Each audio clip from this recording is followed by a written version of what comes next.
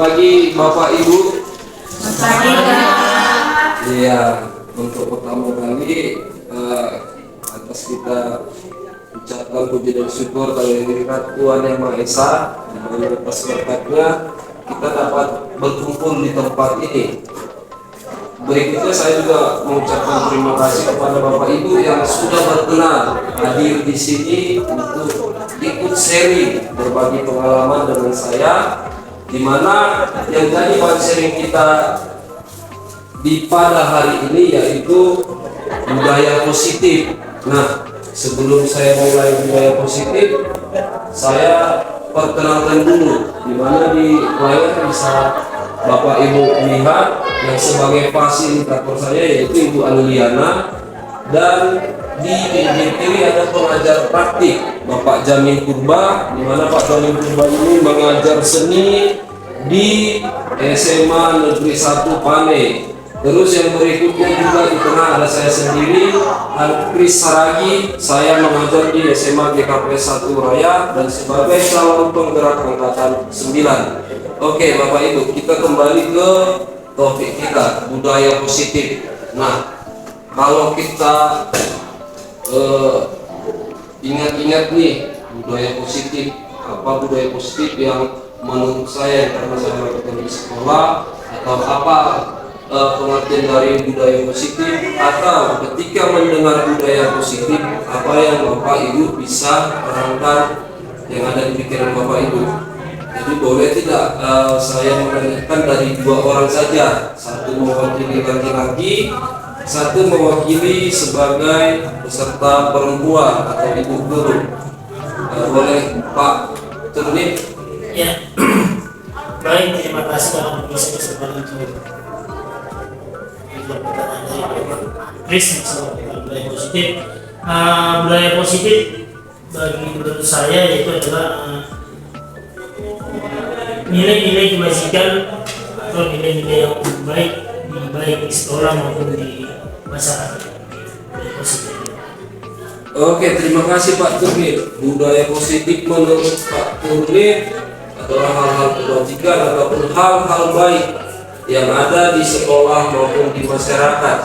Oke, dari Ibu Natalia. Budaya positif itu adalah perwujudan nilai-nilai yang positif, itu perwujudan yang bisa diterapkan di sekolah. Oke, dari Ibu Natalia tadi kita mendengar perwujudan hal-hal yang positif yang dapat diwujudkan di sekolah. Oke, kita lanjut ke pendahuluan. Ki Hajar Dewantara mengumpamakan sekolah sebagai sebuah ladang tempat persemaian bibit. Agar bibit bisa berkembang secara maksimal, maka petani dapat memperbaiki kondisi tanah, memelihara bibit tanaman, memberi pupuk dan air, membasmi ulat-ulat atau jamur yang mengganggu hidup bibit tanaman tersebut. Dari uraian tersebut, kita dapat memahami bahwa sekolah dapat diibaratkan sebagai tanah untuk bercocok tanam, sehingga guru harus mengusahakan sekolah jadi lingkungan yang nyaman, menyenangkan, dan melindungi murid-murid dari hal-hal yang tidak baik. Dengan demikian, karakter murid tumbuh dengan baik sesuai dengan profil pelajar Pancasila. Nah, di sini Bapak Ibu, menurut Ki Hajar Dewantara, sekolah itu sebagai lahan ataupun ladang untuk bersemainya bibit-bibit. Jadi yang artinya kita sekolah atau kita guru tidak dibentuk untuk membentuk satu orang murid sesuka hati kita, tidak, tetapi si anak tersebut sudah ada dari dulunya, tinggal lagi mungkin samar-samar, mungkin pengetahuannya di olahraga atau di seni. Jadi kalau si anak nih hobinya olahraga, udah sama nih nampak dia olahraga, tetapi kita paksa dia ke seni, itu tidak akan mungkin. Sama halnya seperti saya punya sebuah cerita di mana yang menjadi seorang siswa itu adalah hewan, ada burung, ada kucing, ada ikan. Nah, si guru, kita sebut dia guru olahraga, sama seperti saya, dibuat pertandingan untuk mereka. Nah, si guru terus ada kucing, terus ada ikan, ada 3 nih. Disuruh lomba renang, ya. Terakhir karena si burung tidak bisa berenang, si burung langsung menghukum ataupun mengatakan kepada si burung bahwasanya dia tidak dapat mengikuti pembelajaran. Padahal sebenarnya si burung itu tidak diciptakan untuk berenang, melainkan burung itu diciptakan untuk terbang, seperti itu contohnya. Oke, next. Oke, yang sebagai tujuannya ialah aksi nyata budaya positif bertujuan menumbuhkan budaya positif di sekolah dengan meyakini nilai-nilai kebajikan universal serta menciptakan murid yang merdeka dan mempunyai disiplin kuat sesuai dengan profil pelajar Pancasila. Nah, jadi aksi nyata yang kita lakukan saat ini kita hanya sharing. Sekali lagi ya Bapak Ibu, kita hanya sharing, tidak saya sebagai guru ataupun menggurui Bapak dan Ibu, tetapi hanya sharing berbagi pengalaman. Next Pak. Oke, yang sebagai lini masa bersama rekan calon guru penggerak yang lain menghadap kepala sekolah untuk meminta izin penerapan keyakinan kelas bersama rekan guru. Nah, penerapan keyakinan kelas bersama rekan guru yang sudah kita lakukan di sekolah seperti menerapkan peraturan-peraturan yang ada di sekolah. Jadi peraturan itu dari kita untuk kita, seperti itu dia. Terus yang kedua, berkolaborasi dan berkoordinasi dengan wali kelas yang lain untuk membuat keyakinan kelasnya masing-masing. Nah, untuk poin yang kedua, ini seperti peraturan kelas. Jadi kelas 10 1 dengan 10 mungkin beda peraturannya sesuai dengan apa yang diminta atau diusulkan oleh siswa tersebut. Jadi bisa saja contoh di 10.2 kita buat bisa membawa handphone, tetapi tidak dipakai ketika tidak diperlukan. Di 10.1 bisa jadi tidak boleh membawa handphone sama sekali. Itu sesuai kesepakatan kelas masing-masing. Nah, yang ketiga, memantau, merefleksi dan mengevaluasi keyakinan kelas yang sudah dibuat. Nah, setelah berjalannya waktu, mungkin kita bisa melihat nih perbedaan antara 10.1 dan 10.2 tadi. Jadi kita bisa melihat dan mengevaluasi di mana yang baik dan di mana yang buruk. Jadi kita bisa mengevaluasi kembali keyakinan kelas di awal semester yang baru. Next Pak. Oke, yang sebagai tolak ukur, siswa dapat melaksanakan keyakinan kelas yang telah disepakati bersama dengan keyakinan diri dan penuh tanggung jawab, serta terwujudnya kebiasaan-kebiasaan yang baik dalam diri siswa sehingga tercermin karakter profil pelajar Pancasila. Yang pertama, mengevaluasi kesepakatan kelas yang telah dibuat secara berkala. Nah, ini yang tadi yang saya bilang, bisa peraturan kelas itu dirubah di awal semester karena kita sudah menjalani 1 semester, kita tahu mana yang baik dan mana yang buruknya.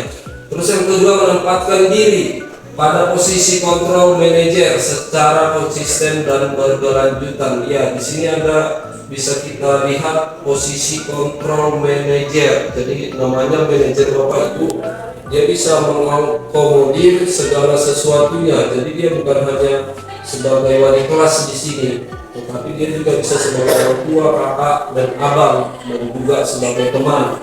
Terus yang berikutnya, menerapkan segitiga restitusi pada setiap masalah yang timbul.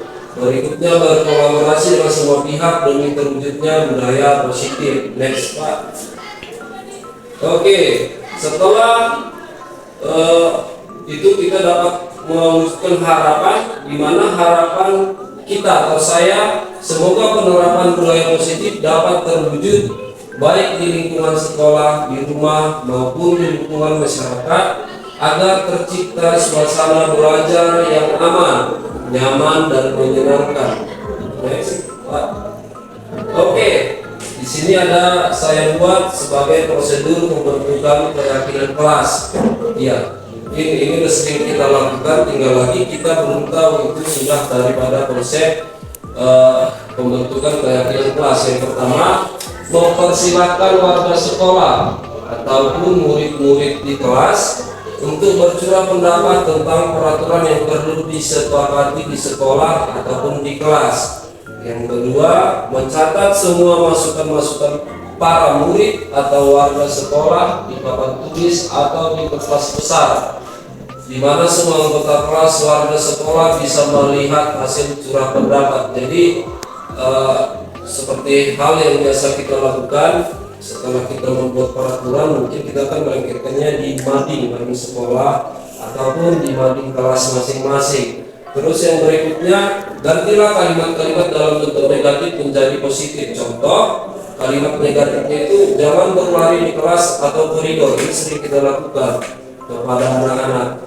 Dia jangan lari di depan kelas atau di koridor kelas gitu. Padahal ada hal yang lebih positif yang sama artinya, yaitu berjalanlah di kelas atau koridor. Jadi kita tidak melarang, tapi mengarahkan seperti itu. Terus yang berikutnya, tinjau kembali daftar curah pendapat yang sudah dicatat.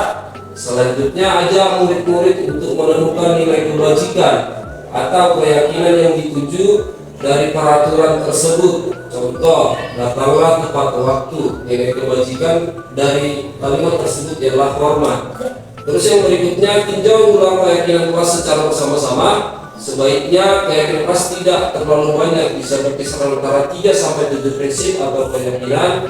Bila mana terlalu banyak, maka warga kelas akan sulit mengingatnya dan akibatnya sulit untuk dijalankan. Jadi Bapak Ibu, kita bisa mulai dari hal-hal yang gampang saja, hal yang gampang yang dapat diingat tetapi sering dilakukan seperti itu kira-kira. Terus yang berikutnya, setelah keyakinan kelas selesai dibuat, maka semua warga kelas dipersilakan meninjau ulang dan menyetujuinya dengan menandatangani keyakinan kelas atau sekolah tersebut, termasuk guru dan semua murid. Berikutnya, keyakinan kelas selanjutnya bisa diletakkan di dinding kelas di tempat yang mudah dilihat semua warga kelas. Oke, next Pak. Oke, di sini ada segitiga restitusi. Yang pertama itu menstabilkan identitas, yang kedua validasi tindakan yang salah, yang ketiga menanyakan keyakinan. Nah, saya buat contoh di kelas kita sudah kita sepakati yang laki-laki tidak boleh usil, mengganggu perempuan. Nah, jadi pada suatu masa ini coba kita tarik ke diri kita masing-masing. Pada suatu masa ibu sedang atau bapak sedang berada di dalam ruangan, tiba-tiba yang laki-laki menyepak dengan kaki ataupun mendorong dengan kaki kursi siswa yang ada di depannya. Ini sering terjadi.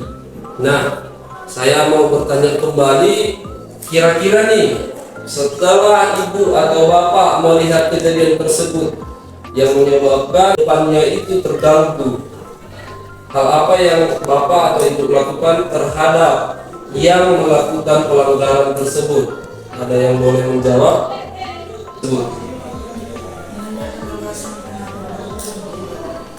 Ibu Natalia menanyakan alasan mengapa melakukan itu.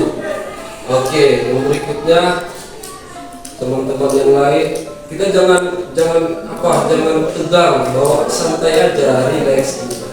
Iya. Yang lain? Oke. Kalau menurut saya Pak, dari materi mata kuliah tersebut, mengarahkan anak-anak itu supaya menggunakan kursi itu dengan benar. Oke, dari Ibu Sri Devi, ya, mengarahkan anak-anak tersebut untuk melakukan ataupun memakai kursi sebagaimana mestinya. Ada yang lain, Ibu Agita?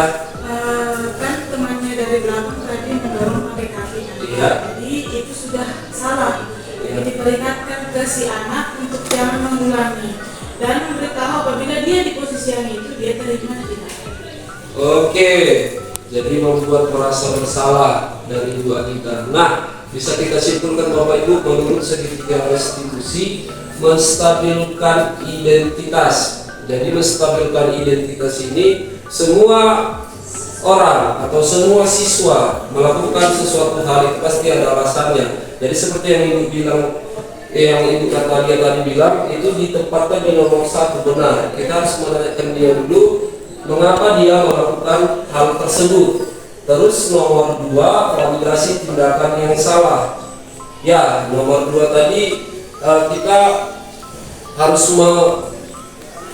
mengatakan atau mengarahkan ke dia, atau bisa membuat seperti yang buat kita tadi membuat dia merasa bersalah. Coba kamu bayangkan jika kamu di posisi dia, apa yang akan kamu lakukan? Jadi seperti itu. Kita harus membuat dia merasa bersalah atau dia tahu bahwasannya dia itu sudah salah melakukan hal tersebut. Terus yang ketiga, menanyakan keyakinan. Ini kembali ke peraturan bahwasanya si anak tidak boleh usir dengan sesama temannya. Jadi sama seperti yang dibilang Sri Dewi tadi, kita juga setelah kita mengatakan kepada dia atau menanyakan apa alasannya, yang kedua itu kita kasih tahu ke dia tindakan dia itu salah. Yang ketiga, kita harus menanyakan keyakinan dia kembali.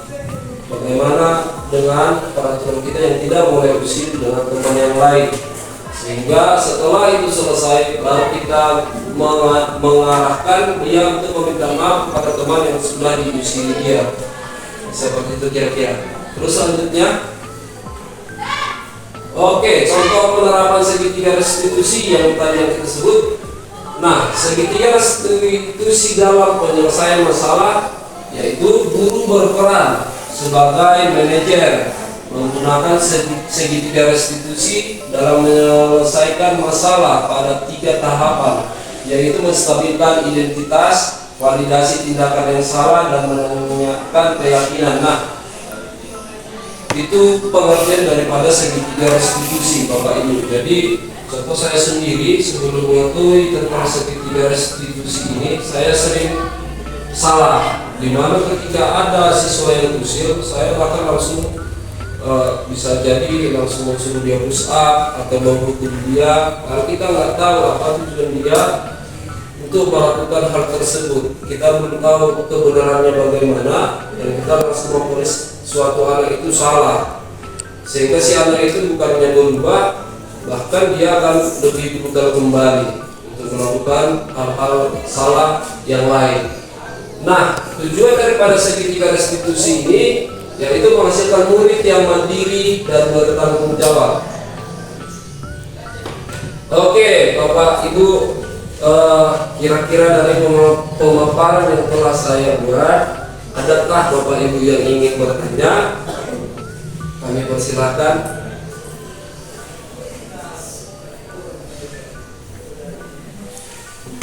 Oke, Pak, jika tidak ada di sana, saya mau ada sebuah pantun. Hari Senin ke Kota Tua naik kuda membawa pepaya. Terima kasih hadirin semua sudah berkenan mendengar saya. Terima kasih.